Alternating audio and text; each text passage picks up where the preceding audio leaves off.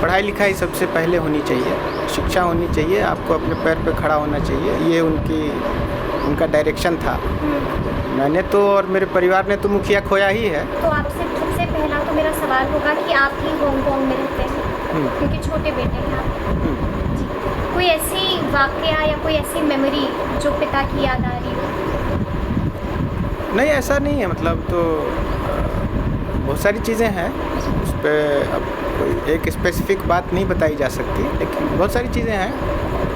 उनका हमेशा ध्यान रहा था पढ़ाई लिखाई लोगों को करना चाहिए, उस पर ज़्यादा ध्यान रहे, अपना काम धाम करना चाहिए। वो हम लोग उसी चीज़ को फॉलो करते हैं। कोई ऐसी सीख जो उन्होंने दी है जिसको अपनी ज़िंदगी में आप हमेशा लेकर चलते हैं? लेके चलने की कोशिश करते हैं कि वही कह रहा हूँ कि शिक्षा और पढ़ाई ज़रूरी है। तो उनका हमेशा उस पर फोकस रहा है, तो हम लोग उस चीज़ को फॉलो करने की कोशिश किया, जहाँ तक वही कर रहे हैं।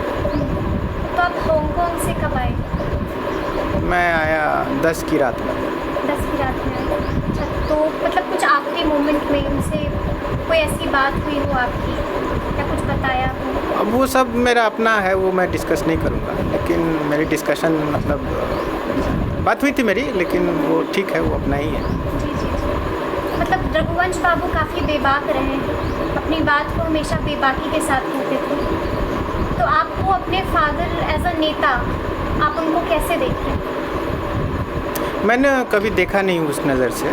मेरे फादर थे बस, मैं उसके अलावा और किसी चीज़ों में मुझे वही है, मतलब वो मेरे फादर थे और मैं किसी नज़रिए से उनको देखा नहीं, या मैं कमेंट नहीं करूँगा उस पर। अच्छा, आप लोगों को उन्होंने हमेशा अलग रखा है राजनीति से। जब उनसे एक बार पूछा भी गया था तो उन्होंने कहा था कि राजनीति का मतलब सिर्फ त्याग है, तो उन्होंने अपने बच्चों को काफ़ी अलग रखा है। हाँ, तो उसका वही मैंने कहा ना कि उन्होंने हमेशा कहा कि शिक्षा का सबसे ऊपर होना चाहिए। तो आदमी अपना पढ़ाई लिखाई करे, अपने पैर पे खड़ा हो, उसके बाद उसको जो करने का मन है वो करे। ये उनकी सोच थी, हम लोग भी वही कर रहे थे। तो ऐसा नहीं है कि उन्होंने कहा था कि अलग रहना है या इधर उधर। मतलब ये है कि पढ़ाई लिखाई सबसे पहले होनी चाहिए, शिक्षा होनी चाहिए, आपको अपने पैर पे खड़ा होना चाहिए। ये उनका डायरेक्शन था, हम लोग उसको फॉलो करते थे। अच्छा, उनके जब शरीर आए, उनकी पार्थिव शरीर आई, तो उसको आरजेडी कार्यालय नहीं लेके जाया गया, तो इसके पीछे क्या वजह थी? मैं कहा कि मैं उनको बस अपने पिता के नाते, वो मेरा रिश्ता है, मैं इसके अलावा और कुछ नहीं बोलूँगा, और किसी चीज़ पे मैं कमेंट नहीं करना चाहता हूँ। वो पार्टी और क्या है नहीं है वो बाकी लोग देखें, मैं उस पर कुछ नहीं बोलूँगा। अच्छा, फ़ोन आया होगा सारे बड़े बड़े नेताओं का आपके पास? मुझे मेरे परिवार वालों और मेरे मित्रजनों का फ़ोन आया। मुझे ऐसा कुछ नहीं है कि मुझे और किसी ने कोई फ़ोन नहीं किया। कोई आखिरी बात जो आप कहना चाहेंगे रघुवंश बाबू की याद में, या कोई ऐसी चीज़ जो आप उनसे शेयर करना चाहेंगे?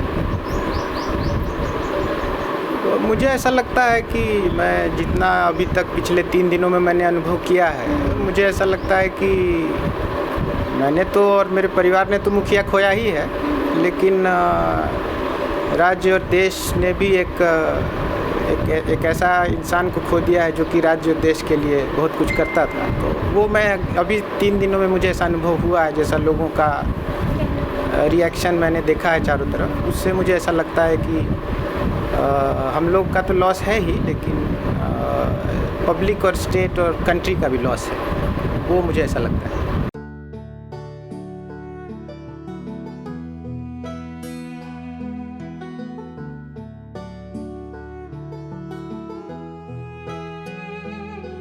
पढ़ाई लिखाई सबसे पहले होनी चाहिए, शिक्षा होनी चाहिए, आपको अपने पैर पे खड़ा होना चाहिए। ये उनका डायरेक्शन था। मैंने तो और मेरे परिवार ने तो मुखिया खोया ही है।